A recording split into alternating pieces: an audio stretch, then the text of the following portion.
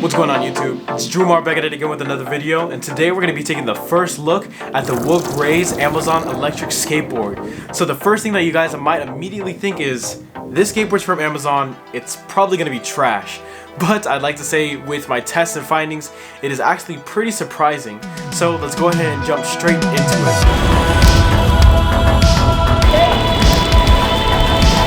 So these are your standard 450 watt 90mm hub motors from what, 2017? I remember my first Meepo V1 had the exact same motors. Regardless, we did do a 0 to 15 miles per hour test, and we saw that the Wook Rays sat somewhere in the middle, not beating the Meepo V4, but beating a lot of the other budget boards. So you shouldn't count these motors out just yet.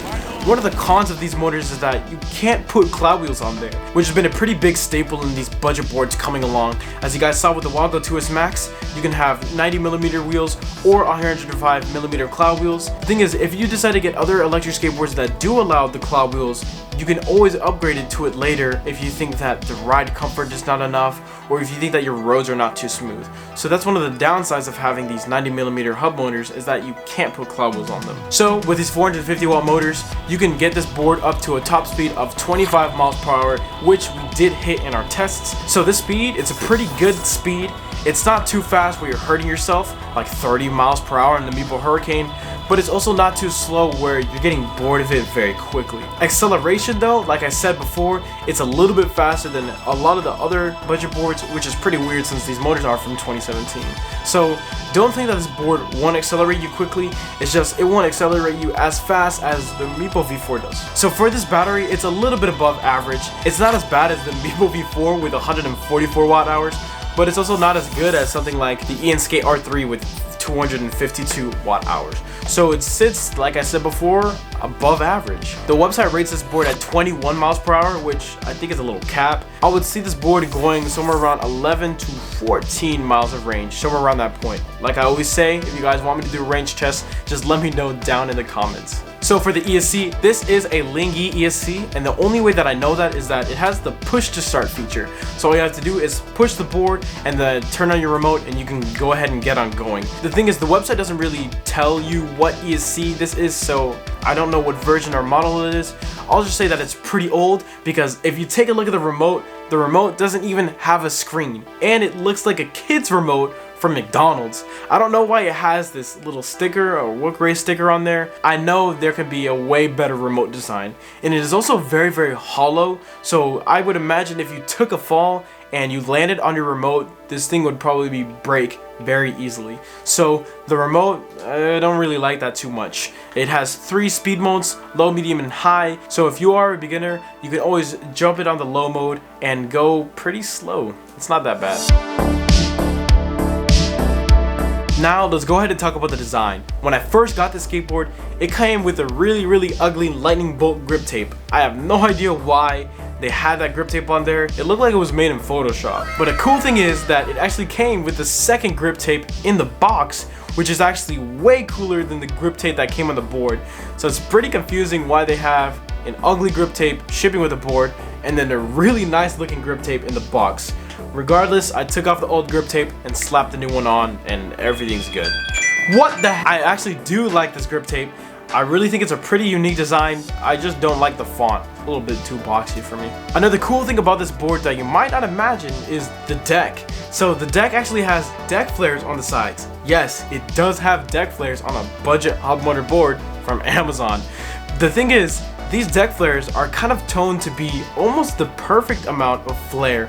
It's not too much like it is on the Meeple V4 where it is hurting your feet, but it's enough that you could lock your feet in and turn and carve very easily on this hub motor board. Another thing is that the deck widens where your feet are, so it has a lot more space for your foot and your feet aren't really hanging off of the board like it would on some other budget boards. Another unique thing about this board is that all of the electronics are encased within this unibody enclosure on the bottom of the board. One downside of that is that it's going to make the deck very stiff, which it is. But a cool thing is that you're going to get a lot of clearance if you're going over bumps or cracks. You won't be hitting a lot of those things. And generally, having a unibody design makes this board a lot cleaner than just having one battery casing for the battery and one casing for the ESC. So I really do like the design that it has on this budget board. And the entire deck is painted completely black to give you that stealthy look. As for the trucks, these are your standard trucks from 2017, the same as they had on the Meeple V1.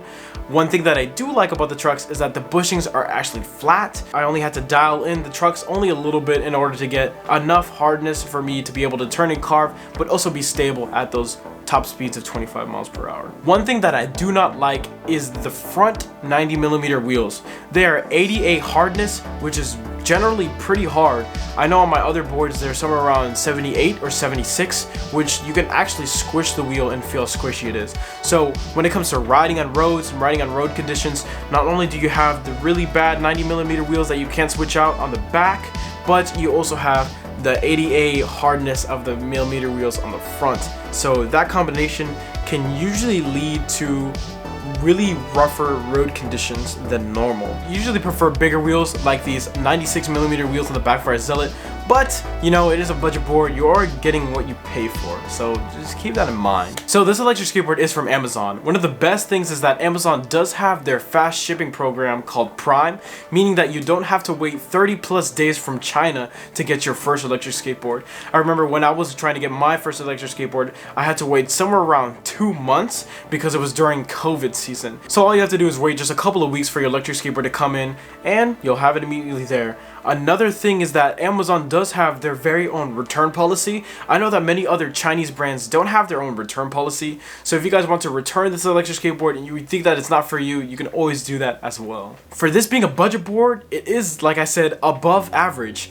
The battery is 215 watt hours, which is a little bit better than some of my other budget boards. The motors actually accelerate a little bit faster than all of my boards. The deck has very comfortable flares to grip your feet and a very wide space for your foot to be. It has a unique unibody design for the battery and the ESC case to keep everything nice and snug. So I would say that the Wook Rays is pretty much your average e-skate. It doesn't accelerate very hard like it does on the V4, and it doesn't have the comfort of the Wago 2S Max with those cloud wheels and that very flexy deck. I would say that it sits somewhere in the middle. So if you want something that's pretty cheap, that ships pretty fast, that looks cool enough, that literally goes forward like an electric skateboard does, then I'd recommend the Wook Rays. Thank you guys so much for watching this video. I will be posting a lot more content coming soon. As you guys see right here, we have the Max Fine FF belt, we have the Backfire Zealot, with one board that you can't see right over there, we have the Vestar Mini 2. So those reviews will be coming up very shortly on the channel. Thank you guys so much for watching. I will see y'all in the next video.